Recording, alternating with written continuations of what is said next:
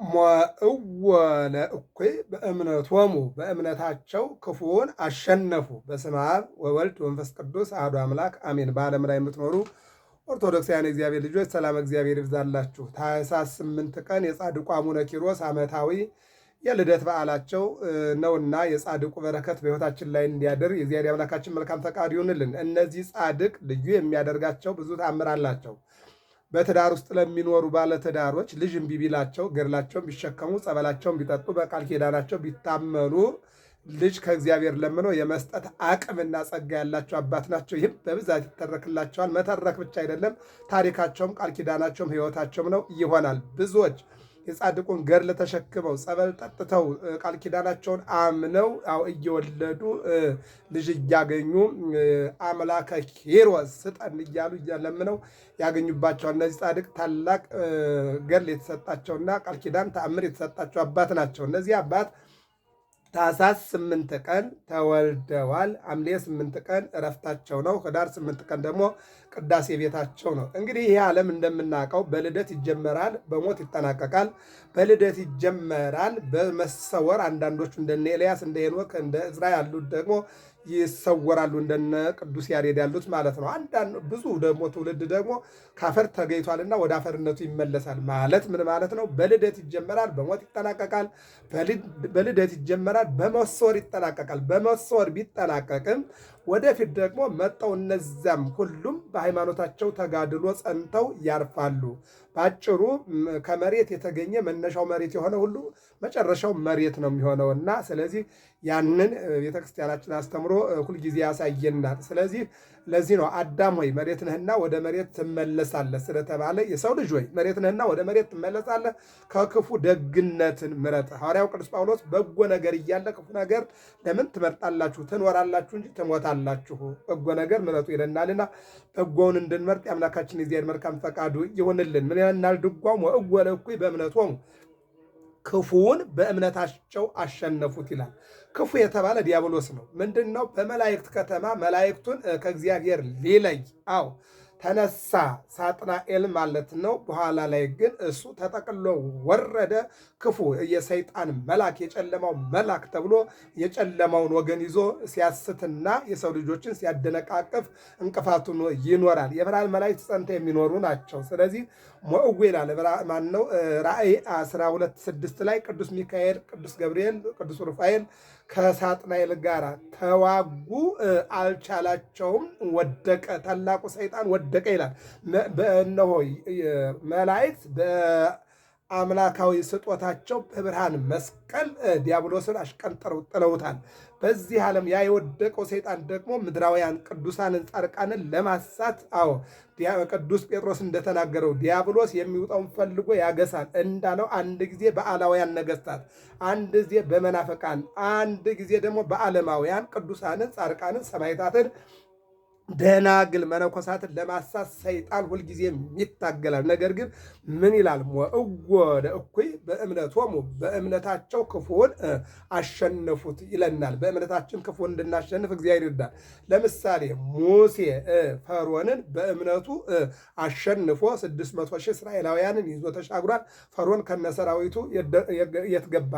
ኤርትራ ገብቷል ማለት ነው። ዳዊት በእምነቱ በእግዚአብሔር ስም እመጣብሃለሁ ብሎ 40 ዘመን ፍልስጤምን የገዛውን ጎልያድን በጠጠር ብሎ ጥሎታል። በእምነቱ ዳዊት ጎልያድን አሸንፎታል። ሕዝቅያስ ሰናክሬምን እነሆ በእምነቱ የፍከራ ደብዳቤውን ወደ እግዚአብሔር አመልክቶ 185 ወታደሩ ከነ ንጉሱ ልጆቹ ሶርና ራማሪክ የሚባሉ ሰራዊታችን አስጨርሰህ ወዴት ትመጣለህ ብለው በጭንቅላቱም ብለው በዘነዘና ገለውታል። ሰራዊቱ 185 ሰራዊት አልቋል። የሕዝቅያስ እምነት የማያምነውን የሰናክሬምን ሰራዊትና ሰናክሬምን ዜሮ እንዲያደርግ አድርጎታል ማለት ነው። የዳንኤል እምነት የአናብስቱን አፍ ዘግቷል። የሶስት ወጣቶች እምነት የነደደውን እሳት አቀዝቅዟል። የቂርቆስና የኢየሉጣ እምነት የፈላውን ውሃ ቀዝቃዛ አድርጓል። ወእወለ እኩይ በእምነቶሙ በእምነታቸው ጠላትን አሸነፉ። ቅዱስ ጊዮርጊስ ዱድያኖስን 4 ጊዜ እየሞተ 3 ጊዜ እየተነሳ አሸንፎታል። 70 ነገሥትን አሸንፎ 7 ዓመት ተጋድሎ ለ7 ዓመት ተጋድሎ 7 አክሊላትን አግኝቷል ማለት ነው። ወእወለ እኩይ በእምነቶሙ በእምነታቸው ጠላትን አሸንፈዋል ይልና እነሆ በሐዲስ ኪዳን በብሉይ ኪዳንም በእምነታቸው እየጸኑ ጠላትን ያሸነፉ ቁጥራቸው የማይታወቅ ብዙ ሰማዕታት፣ ብዙ ጻድቃን፣ ብዙ ቅዱሳን፣ ብዙ ደናግል አሉ። የእነሱን በረከት እግዚአብሔር ያድለን። ይቀጥልና ምን ይላል? እስመ ሰናየ ገድለ ተጋደሉ መልካሙን ገድል ተጋድለዋልና። አዎ ዓለምን ንቀው ንጽ ጠብቀው የዓለሙን መግቦቱን፣ አነዋወሩንና አለባበሱን፣ አመጋገቡን፣ ስልጣኑንና ሀብቱን፣ ጉልበቱን ሁሉን ነገር ንቀው ዓለምን ንቀው ወደ ገዳም ገብተው መንፈሳዊነትን ተላብሰውና ለብሰው ንጽ ጠብቀው እነሆ ሰናየ ገድለ መልካሙን ገድል ተጋድለው ይላል ቅዱስ ጊዮርጊስ። ሰናየ ገድለ ተጋደልከ ይለዋል። መልካሙን ገድል ተጋድልሃል ይለናል። እስመ ሰናየ ገድለ ተጋደሉ በከመ ተብሂለ በወንጌል በወንጌል እንደተነገረ፣ በወንጌል እንደሰሙት፣ በወንጌል እንደተማሩት፣ በወንጌል እንዳስተማሩት ብፁዓን እለ ንጹሐን በፍኖቶሙ በመንገዳቸው ንጹሐን የሆኑ ብፁዓን የሆኑ እነሱ በመንገዳቸው ንጹሐን የሆኑ ብፁዓን የሆኑ ጻድቃን ከእሳት ይድናሉ፣ ከፈላ ውሃ ይድናሉ፣ ከገደል ይድናሉ ይለናል። እምትሆነ እሳት ሀበሃሎ አብ ምስለ ወልዳ በስባት ምንድን ነው የሚለው? ጠቅለና ነበው እወለ እኩይ በእምነቶሙ በእምነታቸው ክፉን አሸነፉት ይልና እስመ ሰናየ ገድለ ተጋደሉ መልካሙን ገድል ተጋድለዋልና በከመ ትብሂለ በወንጌል በወንጌል እንደተነገረ እንደተማሩት እንዳስተማሩት ይልና በከመ ተብሂለ በወንጌል ብፁዓን እለ ንጹሐን በፍኖቶሙ ለሰአሉ ለነ ጻድቃን ለምኑልን በመንገዳችሁ ቅዱሳን ጻድቃን የሆናችሁ እናንተ ለእኛም ለምኑልን። ከመ ንድኃን እምትሆነ እሳት ከሚነደው እሳት እንድንድን በመንገዳችሁ ንጹሕ የሆናችሁ በሕይወታችሁ ንጹሕ የሆናችሁ ለእኛ ለምኑልን ይልና እምትሆነ እሳት ሀበሃሎ አብ ወዳለበት ይልና ምስለ ወልድ በስባት የድንግል ማርያም ልጅ ባለበት አንድም እመቤታችን ባለችበት በሌላ መልኩ ቅዱሳን ባሉበት በሌላ መልኩ ጻድቃን ባሉበት እንኖር ዘንድ ለምኑልን የሚለውና እወለ እኩይ በእምነቶሙ በእምነታቸው ክፉን አሸነፉት። ይህን ዓለም በእምነት ነው ማሸነፍ የሚቻለው። ይህንን ዓለም ማስተካከል የሚቻለው በእምነት ነውና በእምነታችን ኑሮውን እንደገና ደግሞ ሰይጣንን ዲያብሎስን እንዲሁም ደግሞ ሀብትን ንብረትን እንዲሁም ደግሞ መጥፎ ነገርን በእምነታችን እንድናሸንፈው እግዚአብሔር አምላካችን መልካም ፈቃዱ ይሆንልን። ኪሮስ ወይም አባ ኪሮስ ጻድቅ፣ ኪሮስ አበብዙሃን፣ ኪሮስ ማለት አበብዙሃን ማለት የብዙዎች አባት ማለት ነው። ይህንን ስም ያወጣበት መልአከ እግዚአብሔር ቅዱስ ሚካኤል ነው። ቅዱስ ሚካኤል እንደሚታወቀው የኪሮስ አባት የሮም ንጉሥ ነው፣ አብያ ይባላል። እናቱ ደግሞ ሚናሶር ትባላለች። እነሆ ልጅ ሳይኖራቸው ብዙ ዘመን ኑረዋል። የሚገርመው ነገር ግን ሲኖሩ በፈሪሃ እግዚአብሔር ሕግን ጠብቀው ንጽሕ ጠብቀው ጋብቻቸውን ጠብቀው እግዚአብሔርን በመፍራት የሚኖሩ ባልና ሚስት ናቸው። ከብዙ ጊዜ በኋላ ስለተስለው ልጅ አገኙ። ስለተስለው ስለት የሚሰማ ልጅ እግዚአብሔር ሰጣቸው። አያችሁ፣ ስለተስለው ንጽሕ ጠብቀው መንገዳቸውን ያለ ነቀፋ እየሄዱ በእግዚአብሔር ፊት ጻድቃን ኑረው ቆይተው ስለት ተሳሉ።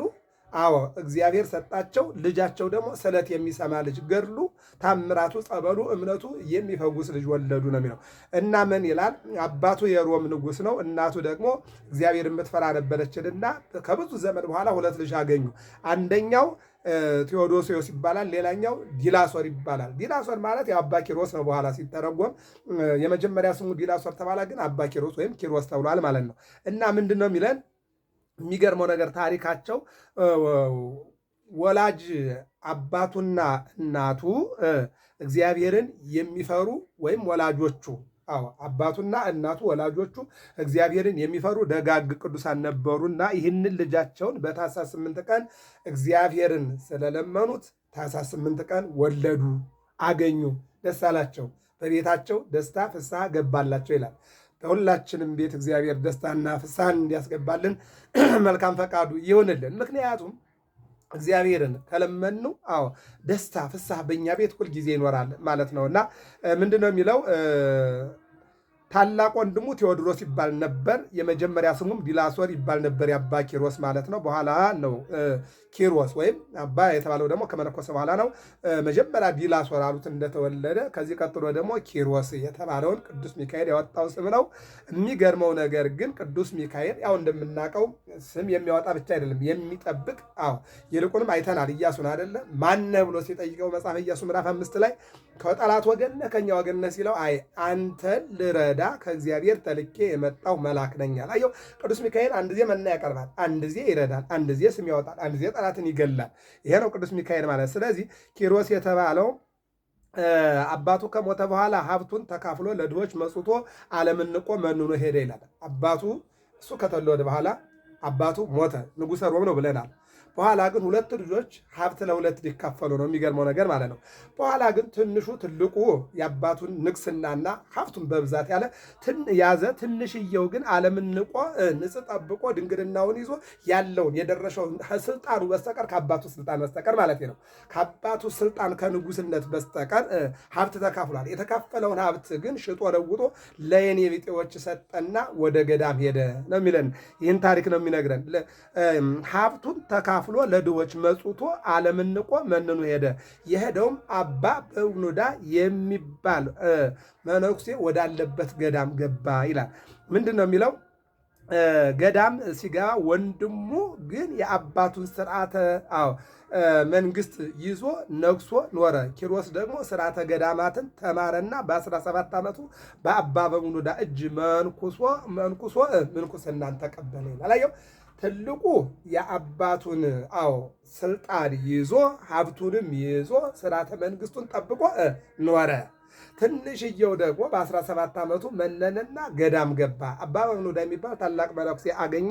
ከዚህ አባት እየተማረ በጥበብ በሞገስ ስርዓተ መነኮሳት እየተማረ ስርዓተ ቤተክርስቲያንን እየተማረ ስርዓተ ሃይማኖትን እየተማረ ኖረ ነው የሚለው። እንዲህ አይነት ህይወት ለሁላችንም ያድለን እግዚአብሔር። በኋላ ግን ምን ይላል? ከዚህም በኋላ ከአቡነ በብኑዳ ጋር አብረው ሲኖሩ አባቱን አንበሳ ሰብሮ ገደለበት ይላል። የሚገርመው ነገር አባ በብኑዳ ተቀብሎ ምንድን ነው የሚለው?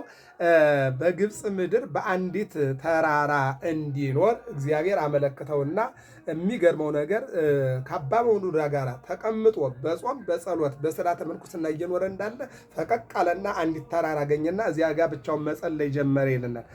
ተራራ ሄዶ ተቀመጠና በጾም በጸሎት ኖረ። ከዚህ በኋላ ከአቡነ በብኑዳ ጋር አብረው ሲኖሩ አባቱን አንበሳ ሰብሮ ገደለበት። እሱም ሲመጣ አባቱ ወድቆ ሞቶ አንበሳውም አብሮ ተቀምጦ አገኘው። ሳይፈራ አንበሳውን ተራምዶ ሄዶ ደወል ደውሎ መነኮሳቱ ሲሰበሰቡ አባቱን በብኑዳ ቀብሮ ሲሄድ አንድ ሀብታም ሞቶ እየተበላ እየተጠጣ ጥይት እየተተኮሰ መቃብሩ ደምቆ አየ ይላል።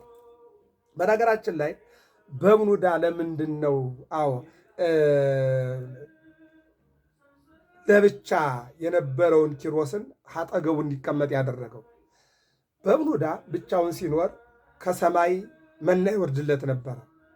ለበብኑዳ ማለት ነው። ከሰማይ መና ሲወርድለት ከዕለታት በአንድ ቀን ሰይጣን በሰው ላይ አደረና በብኑዳ ሰዎች የሚያውቁ ምግብ እንደማይበላ ነው። ምክንያቱም የሚወርደው ምግቡ ከሰማይ ስለሆነ የሰው ልጆች አያውቁም። መምህራችን አበምኔታችን አይበላም ብለው ነው የሚያምኑ። እና አንዱ መነኩሴ ሰይጣን አደረበትና በብኑዳ ቤት አንኳኩቶ ገባ። ገብቶ ልደር አለው፣ እደር አለው። በኋላ ማታ ላይ ለሱ ሲወርድለት የነበረውን ምግብ ለዚህ በሰይጣን ተልኮ ለመጣው መነኩሴ ሰጠው።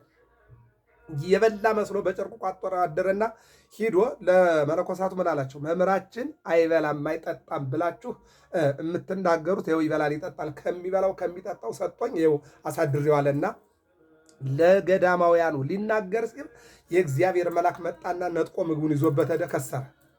ከዚህ በኋላ ምግቡ ቀረበት ነው የሚለው። የማን? የበብኑዳ። ከየት የሚወርደው? ከሰማይ የሚወርደው ምግብ ቀረበት። ምግቡ ሲቀርበት አባ ኪሮስን እዚህ ጠብቀኛልና ምግብ ልመና ሄደ ነው። ምግብ ለምኖ ሲመጣ መንገድ ላይ አንበሳ ሰበረው ነው። እዚህ ላይ ነው እንግዲህ አንበሳ ሲሰብረው አባ ኪሮስ በመንፈስ ቅዱስ ታይቶ ሲሄድ አባቱ ወድቋል። መንፈሳዊ አባቱ ማለት ነው። አው የሥጋ አባቱን ቀብሮ ሀብት ተካፍሎ ለእኔ ቢጤ መጽውቶ ወደ ገዳም የገባው የተቀበሉት አባ በብኑዳ ናቸው። ያስተማሩት አባ በብኑዳ ናቸው። ያሳደጉት አባ በብኑዳ ናቸው። እንደገና ያመለከሱት አባ በብኑዳ ናቸው። የገዳም ስርዓትንም ያሳዩት እሳቸው ናቸው። እነዚህ አባት ሞተዋል። ሙተው ሳለ አንበሳው ደግሞ ገሎ ዝም አላለም። እዚያው አጠገባቸው ቁጭ ብሏል። በዚህን ጊዜ ነው አባ ኪሮስ አንበሳውን ሳይፈራ ምንም ሳይል ምንድን ነው የሚለው? ተራመደና ወደ ገዳም ሄዶ ደወል ደወለና መነኮሳቱን ሰበሰበና የአባቱን አጽም ቀበረ ይልናል። የሚገርም ነገር ቀበረ ይላል። ከዚህ በኋላ ነው እንግዲህ አልፎ ተራምዶ ሲሄድ አንድ ሀብታም ሞቶ ተቀብሮ በጥይት በቃ እንትኑ አስከሬኑን የሚገርም ነገር ነው። ይሄ ሀብታም ቤተሰቡ ዘመዱ ጥይት እየተኮሰ ድግስ ደግሰው አያችሁ ሲያይን ድሃዎች ቀብሩታል። የድሃው አሟሟት አቀባበርም አያምርም፣ የባለጸጋው አሟሟት ግን ተመልከቱ አለና ይለናል። እስቲ ገድሉ ላይ ያለውን እንመልከት። የሚገርመው ነገር ምን ይላል? ደምቋየ ተገርሞ ጌታዬ አንተን የወደዱ ዓለምን የናቁ ኑሯቸውና ሞታቸው አያምርም። አየው አንተን የወደዱ ዓለምን የናቁ ኑሯቸውና ሞታቸው አያምርም። ዓለምን የወደዱ አንተን የጠሉ ሞታቸውና ኑሯቸው ያምራል። አያችሁ ወንጌል ምን ይላል? ሰው ዓለሙን ሁሉ ቢያተርፍ ነፍሱን ግን ማዳን ካልቻለ ምን ያደርጋል ይላል። ጻድቁ ግን ይህን ተናገሩ፣ ይህንን ፍርድህን ሳላይ ብሎ ሄዶ ከአባቱ መቃብር በልቡ ተኝቶ ይላል። ሄደ እንዳተመለሰ እንደው አንተን የወደዱ አኗኗራቸው ማሟሟታቸውም ካላማረማ አለና አንተን የጠሉና በዓለም ላይ የሚኖሩ ግን ኑሯቸውም ያማረ ሞታቸውም ያማረ ቀብራቸውም ያማረ ፍርድህ እውነት መሆኑን ካላየሁኝ አለና ሄዶ በብኑዳን ከቀበረበት ቦታ ሄዶ ተኛ ይለናል። 40 ዘመን ሳር ለብሶ የኖረ መነኩሴ ነው አባ ኪሮስ ማለት ነው። 40 ዘመን ይብላአኒ ኦፈ ሰማያዊ እነሆ አርዌ ሰማያዊ አርዌ ምድር የምድር አንበሳ አንተን የበላ አንተን የሰበረ እኔን ይስበረኝ ብሎ ተመልሶ ሄዶ አባቱ አስከሬን ጋር የተጋደመ ኪሮስ ማለት አባቱን አስከሬን ታቅፎ የሚያድር ማን ነው? የእናቱን አስከሬን ታቅፎ የሚያድር ማን ነው? ማን ነው? ለአንድ ቀን አዳር እንኳን አስከሬን ስንት ሽቶ ረጭተን ነው አይደለም? ስንት እንዴት አይነት ሳጥን አመጠን ነው? እንዴት አይነት ጋቢ ሸፍነን ነው አስከሬን የምናድረው? ይህን ነው የሚነግረን። እና ምን አለ እግዚአብሔር ታሪክ እንዲገልጽለት ሄዶ ከአባቱ መቃብር በልቡ ተኝቶ ይህንን ታሪክ እንዲገልጽለት 40 ዘመን ተኛ። 33ቱን ዓመት ከአንገቱ በላይ እየተንቀሳቀሰ ነበር። 7ቱን ዓመት ግን ሳይንቀሳቀስ ከጀርባው ላይ ሳር ዘንባባ በቅሎበት 7 ዓመት ተቀመጠ። መላእክት መጠው ተነስ ቢሉት አዳም አባቴ የፍጡር ቃል ሰምቶ ወድቋል፣ ጌታዬ ድምፁን ያሰማኛል። እሱ ሳያሰማኝ የሰው ድምፅ ሰምቼ ከተኛውበት ከአባቴ ጎን አልነሳም ብሎ ብያለሁ። አዳምና ሔዋን የፍጡር ድምፅ ሰምተው ገነትን ያክል ቦታ እግዚአብሔርን ያክል ጌታ አጠዋል። አሁን እኔ 40 ዘመኔ ነው። በ40 ዘመኔ እግዚአብሔር ድምፁን ካላሰማኝ ፍርዱንም ካላሳየኝ የእሱን ድምፅ ካልሰማኝ አልነሳም አለና የመላእክትን ጥያቄ ወይም ደግሞ መልእክት እምቢ አላቸው ይለናል። በኋላ ግን ኪሩቤል አንስተው ወስደው ገነትን አሳይተው መልሰውታል። ጌታችንም ቃል ኪዳን ሰጥቶታል። መካኖች እዚህ ላይ ነው እንግዲህ መካኖች ልጅ የሌላቸው ገድሉን አዝለው ቢያለቅሱ ጸበሉን ቢጠጡ ታቦቱ የተጎናጸፈበትን መጎናጸፊያ ቢለብሱ ቢነኩ ቢታሹ የመካኒቱን ማኅፀን እከፍታለሁ የሚሞትባትንም እንዳይሞት አደርጋለሁ በንጽሕ ገንዘቡ ቂምና በቀል ሳይዝ በሕግ በሥጋና በደሙ የጸና ሰው በስምህ በተሰራው ቤተክርስቲያን ጧፍ ዘይት ያበራና መገበሪያ ያበራና መገበሪያ ያመጣውን ያለምንም ምክንያት ልጅ እሰጠዋለሁ ብሎ እግዚአብሔር ቃል ገባለን። ክብርና ምስጋና ለመድኃኒዓለም። ገድለ ቅዱስ አባ ኪሮስን ተመልከቱት። ገድለ አባ ቅዱስ ኪሮስ እሱን ነው እያነበብኩላችሁ ያለ። ይቀጥልና ጌታ ቃል ኪዳን ገብቶለታል። ከዚህም በኋላ በተወለደ በ270 ዓመቱ ሐምሌ 8 ቀን አርፏል። በስሙ ብዙ አብያተ ክርስቲያናት ተሰርተዋል። እወለ እኩይ በእምነቶሙ በእምነታቸው ክፉውን አሸነፉት። አዎ አባ ኪሮስ በእምነት እነሆ አንበሳውን አሸነፈው። አባ በሙኑዳም በእምነታቸው ሰይጣንን አሸንፈውታል። እኔም እናንተም ሰማዕታት በእምነታቸው አሸንፈውታል። ጻድቃን በእምነታቸው አሸንፈውታል። ደናግል መነኮሳት በእምነታቸው አሸንፈውታል። ምን ይላል ቅዱስ ያሬድ? አድኅነነ ለስምከ ንገኒ ለዓለም፣ ለዓለም ለስምህ እንገዛለንና አድነን። ለስሙ እንድንገዛ እግዚአብሔር ይርዳን። አዎ አድነነ ለስምከ ንገኒ ለዓለም፣ አድነነ ወይትግደንፈነ ለዝሩፉ፣ አድነን ለዘወትር አትጣለን። አዎ አድነነ ወይትግደንፈነ ለዝሩፉ፣ አዎ ለዘወትር አትጣለን፣ ለአንዲት ቀንም ይልቁንም አድነን ይላል ቅዱስ ያሬድ። እግዚአብሔር አምላክ ሁላችንንም ከመከራ ሥጋ ከመከራ ነፍስ እንዲያድነን መልካም ፈቃዱ ይሆንልን። ዘአንቀጽ እንተ እግዚአብሔር ጻድቃን ይበውዑ ውስቴታ። እግዚአብሔር በር ናት፣ ጻድቃን በውስጧ ይገባሉ። እንደነ አባ ኪሮስ ያሉ ዘአንቀጽ እንተ እግዚአብሔር፣ የእግዚአብሔር በር ናት። እንደነ በብኑዳ ያሉ ይገባሉ። እንደነ ቅዱስ ጊዮርጊስ፣ እንደነ ቅዱስ ቄርቆስ፣ እንደነ ቅዱስ ኢየሉጣ ያሉ ይገባሉ። ጻድቃን ይበውዑ ውስቴታ። ጻድቃን ይገባሉ። እውነተኞች ይገባሉ። ምንድን ነው? ጻድቃን ይስእንወን፣ ጻድቃን ይሐውርወን ወኃጥአን ይስእንወን። ጻድቃን ይጓዙበታል፣ ኃጥአንን ግን ይወርቁበታል። ጻድቃን ይሻገሩታል፣ ኃጥአንን ግን አይሻገሩትም። ጻድቃን ይሐውርወን፣ ጻድቃን ይጓዛሉ፣ ኃጥአንን ግን ይቸገራሉ። ጾም ጸሎት ለኃጥአን ከባድ ነው። ጾም ጸሎት ለጻድቃን ሕይወት ነው። መመጽወት ለኃጥአን ከባድ ነው። ለጻድቃን መመጽወት ክብር ነው። እግዚአብሔርም መፍራት ለጻድቃን ክብር ነው፣ ለኃጥአን ሐሳር ነው። ወደ እግዚአብሔር መምጣት ለኃጥአን ውርቀት ነው፣ ለጻድቃን ደግሞ ትንሣኤ ነው። ሥጋና ደግሞ መቀበል ለጻድቃን ዘላለማዊ ሕይወት ነው፣ ለኃጥአን ደግሞ ሐሳር ነው። ሞዕወ ለእኩይ በእምነቶሙ፣ በእምነታቸው እነሆ ክፉን አሸነፉ። በእምነታችን ክፉ እንድናሸንፍ እግዚአብሔር ይርዳል። የጻድቁ አቡነ ኪሮስ አማላጅነት በሕይወታችን ላይ አይለየን። ይልቁንም የጻድቁ አምላክ መድኃኔ ዓለም ሁላችንን እንዲጠብቀን መልካም ፈቃድ ይሁንልን። ገብረ መስቀል ሚዲያ ነው። ሰብስክራይብ፣ ላይክ፣ ሸር አድርጉ። እግዚአብሔር አምላክ ሀገራችን ሰላም ያደርግልን።